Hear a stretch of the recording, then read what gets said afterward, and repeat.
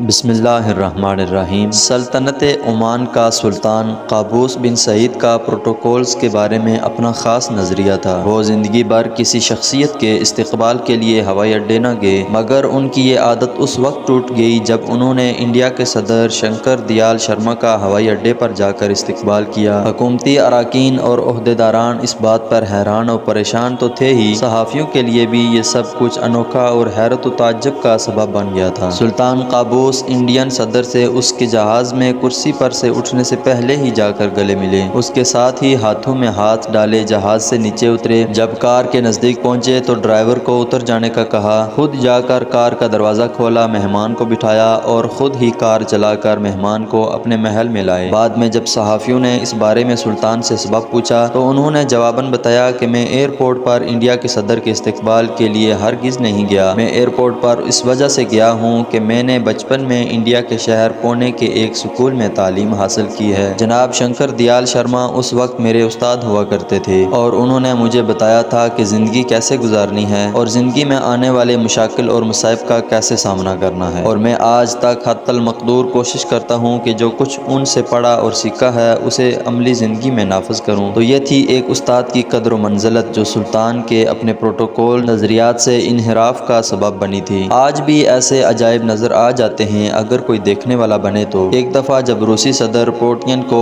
اپنے استقبال میں کھڑے لوگوں کے ہجوم میں اپنی ایک استانی نظر آ گئی۔ پوٹین نے سارے گارڈز، حفاظتی عملے اور حفاظتی حصار بالائے طاق رکھ کر سیدھا استانی کو جا کر گلے لگایا اور وہ رو رہی تھی۔ خلقت کے ہجوم میں استانی کو ساتھ لے کر باتیں کرتے اور چلتے ہوئے ایسا لگ رہا تھا کہ پوٹین اپنی استانی کے ساتھ نہیں بلکہ کسی ملکہ کے پہلو میں چل رہا ہے۔ استاد کی قدر و منزلت اور قدر و قیمت کی ایک تاریخ ہے۔ تاریخ سے ایک اور ورق ملاحظہ کیجیے۔ مامون الرشید چھوٹا سا تھا تو اس کے استاد نے آتے ہی مامون کو بلا وجہ ایک ڈنڈا مار دیا۔ مامون نے درد سے بلبلاتے ہوئے استاد سے پوچھا کہ کیوں مارا مجھے بلا وجہ؟ استاد نے کہا، چپ، خاموش ہو جا۔ مامون اس بلا وجہ چھڑی مارنے کے بارے میں جب بھی استاد سے پوچھتا تو استاد کہتا، خاموش۔ 20 سال کے بعد یہی مامون جب خلیفہ وقت بن بیٹھا تو اسے اپنے ذہن پر نقش و بلا وجہ کی مار یاد آ گئی اور اس نے اپنے استاد کو بلاوا بھیجا۔ استاد کے آنے پر مامون نے پوچھا کہ جب میں چھوٹا تھا تو آپ نے مجھے ایک بار کیوں بلا وجہ مارا تھا؟ استاد نے پوچھا، تو ابھی تک وہ مار نہیں بھولا کیا؟ مامون نے کہا، اللہ کی قسم میں تو کبھی بھی نہ بھولوں گا۔ استاد نے مسکراتے ہوئے مامون کو دیکھا اور کہا کہ میں جانتا تھا کہ تو ایک نہ ایک دن مسلمانوں کا خلیفہ بنے گا اور میں نے تجھے جان بوجھ کر بلا سبب پیٹا تھا تاکہ تو یاد رکھ لے کہ مظلوم کبھی بھی نہیں بھولا کرتے۔ استاد نے مامون کو دوبارہ نصیحت کرتے ہوئے کہا کہ کبھی کسی پر ظلم نہ کرنا۔ ظلم ایک آگ ہوتی ہے جو مظلوم کے دل میں کبھی بھی نہیں بجھتی ہے، جتنے بھی سال کیوں نہ گزر جائیں۔ آداب و تسلیمات ہر اس قابل و قدر شخصیت کے لیے جو تعلیم و تدریس کے پیشے سے وابستہ ہے۔ اللہ تعالی ہم سب کو اپنے اساتذہ کرام کا ادب و احترام کرنے کی توفیق عطا فرمائے،